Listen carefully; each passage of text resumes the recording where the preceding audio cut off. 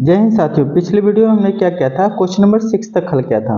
ठीक है, तो इस वीडियो में क्या करेंगे, क्वेश्चन नंबर 7 से हल करेंगे। क्वेश्चन नंबर 7 में क्या है, कहता है बिंदु ए के निर्देशांक ज्ञात कीजिए जहां ए बी एक वृत्त का व्यास है।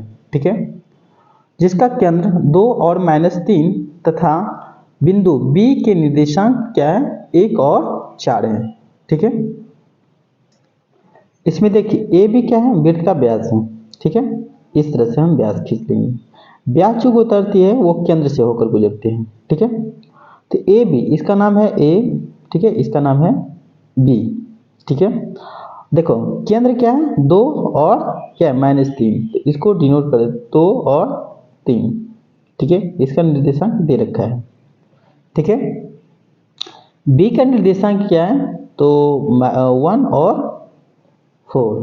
ठीक है, ए का निर्देशांक हमें मालूम करना है, तो ए को हम मान लेते हैं ए है, छोटी ए और छोटी बी।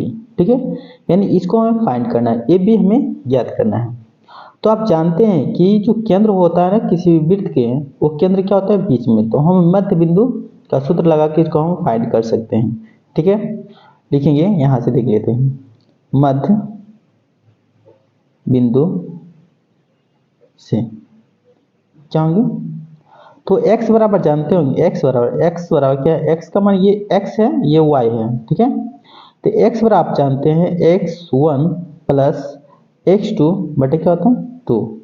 तो x का मान आपको दे रखा है 2 और x1 का मान क्या दे रखा है a। ठीक है, a प्लस x2 क्या दे रखा है 1। ठीक है, बटे क्या है x2 है ना ये। ठीक है, बटे 2, यानी आप तिरछा तिरछी गुना कीजिएगा तो क्या होगा 4 बड़ा क्या होगा a प्लस 1। यानी a का मान क्या होगा, फाइंड आपको होगा, इस तरफ जाएगा ना, ये क्या प्लस में है, दूसरी तरफ जब पक्षांतर करेंगे तो घटा हो जाएगा। यानी 4 में से 1 को घटाएंगे तो कितना होगा 3, यानी a का वैल्यू हमें फाइंड हो गया। ठीक है, देखिए इसी प्रकार से हम b, ये जो है ना b का मान फाइंड कर सकते हैं। ठीक है, मध्य बिंदु सूत्र से है।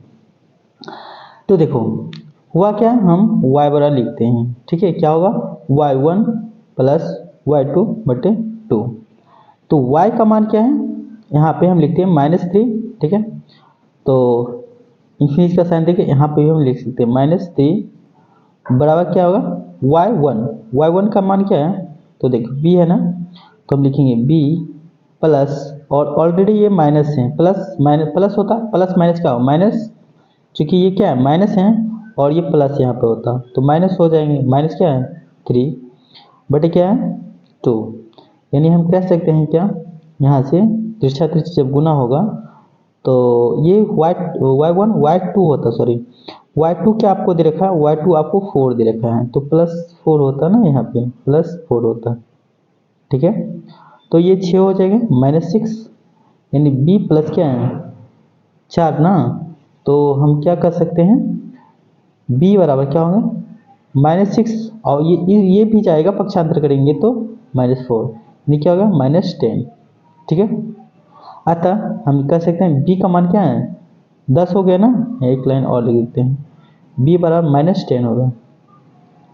ठीक है, अतः हम लिख सकते, अतः बिंदु a का निर्देशांक क्या होगा साथियों, आपको ए का निर्देशांक आपको हो गया कितना 3 एवं -10। ठीक है, ये मेरे क्या आंसर हुआ। ठीक है, नेक्स्ट देख लेते हैं, नेक्स्ट क्या है क्वेश्चन नंबर, तो क्वेश्चन नंबर 8 में कह रहा है यदि ए और बी क्रमशः -2 ठीक है, और -2 और -4 हो तो बिंदु P के निर्देशांक ज्ञात कीजिए, ताकि AP बराबर क्या है 3/7 AB हो और P रेखाखंड AB पर स्थित है। ठीक है, यानी ए क्रमशः कहता है, तो ए का मान क्या है आपको दे रखा है -2 और बी का क्या दे रखा है 2 और -4 दे रखा है। ठीक है, ये बात समझ लीजिएगा। जैसे साथियों आपको ए निर्देशांक दे रखा है क्या -2 एवं -2। ठीक है, बी क्या दे रखा है, बी के निर्देशांक आपको दे रखा है 2 एवं 4। ठीक है, पी कहता है, पी जो है ना यहाँ पर देखिए, पी रेखाखंड ए बी पर स्थित है, तो पी मान के चलिए यहाँ पे स्थित है। ठीक है, ये स्थित है ना। तो आपको जो दे रखा है ना उसको पहले लिखिए, लिखेंगे दिया है, दिया है क्या है, तो ए पी बराबर क्या है 3/7 ए बी है, ठीक है। आप जानते हैं इस तरफ क्या है गुणाक रूप में, तो इस तरफ क्या होगा जब हम पक्षांतर करेंगे तो डिवाइड के रूप में, यानी ए पी बटे क्या हो जाएगा ए बी, यानी हम कह सकते हैं 3/7, यानी ए पी यहाँ से लेकर यहाँ तक के डिस्टेंस जो आपको दे रखा है वो क्या है 3, ठीक है। यही मेरा M1 बनेगा, ठीक है। और देखिए ये ए बी है ना, ए बी, यानी यहाँ से लेकर यहाँ तक आपकी दूरी दे रखा है 7, ठीक है। 7 यूनिट यहाँ से यहाँ तक जब दे रखा है आपको, और ए पी आपको दे रखा है 3, तो शेष कितना बचा 4, यानी क्या होगा ये क्या 4 हो गया, ठीक है। यानी M1 हो गया आपको 3 और M2 हो गया आपको 4, ठीक है। X1 हो गया 2 और Y1 हो गया -2, और फिर होगा X2 जो होगा ये माइनस हो गया ना, X2 हो गया 2 और Y2 हो गया -4 हो गया, ठीक है।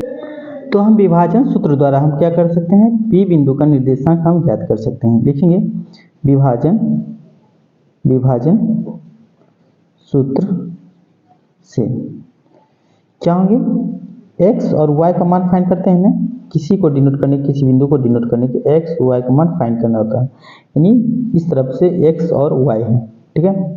तो क्या होता है लिखिए mx, यदि फार्मूला याद नहीं हो, प्लस mx बटे क्या होता है m1 plus m2 coma y के लिए क्या होता है my प्लस my बटे क्या होगा m1 प्लस m2, और क्या याद रखिए आपको 12 21, ठीक है 12 21, ठीक है। यानी m1 x2 plus m2 x1, m1 y2 plus m2 y1, ठीक है। और तब हम x y का मान फाइंड कर लेंगे, तो सिंपल से देखिए क्या होगा, यहाँ पे लिखिए m1 का मान दे रखा है आपको 3, तो हम लिखेंगे 3, ठीक है। x2 आपको दे रखा है क्या x2, ये है ना, ये x2 है, ठीक है, तो हम लिखेंगे 2, ठीक है, प्लस m2 आपको दे रखा है 4 और x1 क्या दे रखा है -2, तो हम लिखेंगे -2, ठीक है, बटे क्या होता है 3 प्लस क्या है 4, यानी m1 हो गया आपको 3 और m2 हो गया आपको 4, ठीक है, कोमा हम m1 लिखेंगे, m1 का मान क्या है 3, ये m1 है, m2 है और y2 क्या हो गए -4, तो हम लिखेंगे -4, ठीक है। और देखिए प्लस है ना m2 क्या दे रखा है आपको 4, तो 4 लिखेंगे, y1 क्या दे रखा है आपको -2, ठीक है, y1 तो यही है ना, ये y2 है, ये y1 है, बटे क्या होगा 3 प्लस 4 ब्रैकेट करेंगे, ठीक है। अब देखो हुआ क्या साथियों, यहाँ से हम लिखेंगे -6, ठीक है, और ये 6 होगा प्लस में रहेगा, ठीक है, और ये क्या होगा -8, ठीक है, बटे क्या होगा 7, ठीक है, कोमा ये क्या होगा -12 और ये भी क्या होगा -8, यानी क्या होगा बटे 7, यानी यहाँ से हम कह सकते हैं क्या होगा -2 बाय क्या है 7 और कोमा -20 बाय क्या है 7, बिंदु P के निर्देशांक, अतः हम लिख सकते हैं यहाँ पर, अतः बिंदु P का निर्देशांक बराबर क्या होंगे -2/7 कोमा -20/7, ठीक है, ये मेरा क्या है आंसर हुआ, ठीक है। ये जो आपको इस वीडियो में कहीं भी दिक्कत है तो आप हमें कमेंट कीजिए, ठीक है।